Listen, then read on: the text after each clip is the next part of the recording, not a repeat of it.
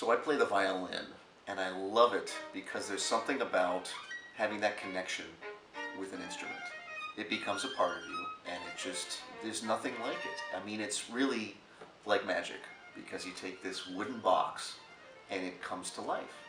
How you do it, I mean, that takes a lifetime to learn, but still that sensation of picking up this wooden box with a stick and making a sound happen is just, it never fails to just bring me almost to tears, just making that sound. And that's why I spend my life doing that and trying to help others do it too. And it doesn't have to be a ton of vibrato, but it has to be a little bit of life. I think he has an incredible ear for hearing what needs to be adjusted in an ensemble. He's helped me get my own vision for what concepts I want in my music, and that's been a big takeaway for me. I love teaching. There's something about helping people find the way to do things better that is so incredibly exciting for me. And with my students, I want to help them answer questions that help them get better.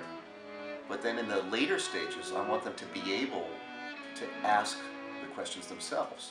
And that to me is the key to keeping on growing. Because one of the great things about this business is you never stop learning, you never stop growing, and that is a wonderful thing. And we want to keep that, we don't want to lose that feeling. So it's very important that we are always self-aware. We're aware of what we're doing, the good things and the not so good things.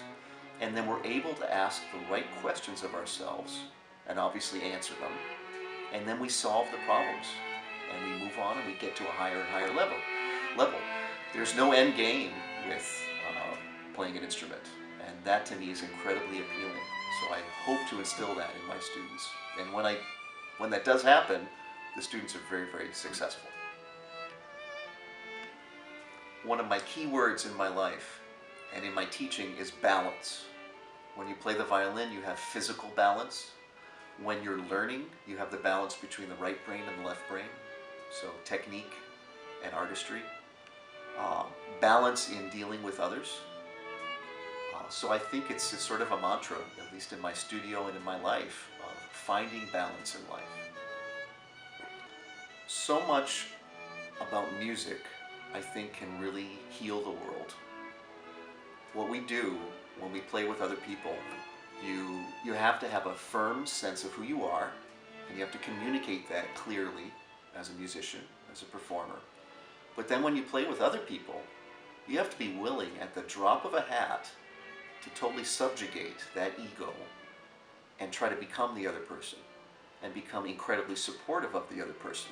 Whether you agree or disagree with what they're doing or what they're saying, you have to go along with that.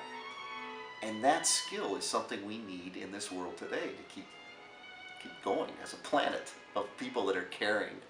I've played in a chamber group for a lot of years, and what you develop is an element of trust.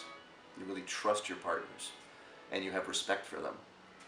And what that leads to is listening to the highest degree. So of course you have to say your piece, but you also have to listen so incredibly intently to what's going on around you. And when you do that, there's a true sense of community, of shared experience.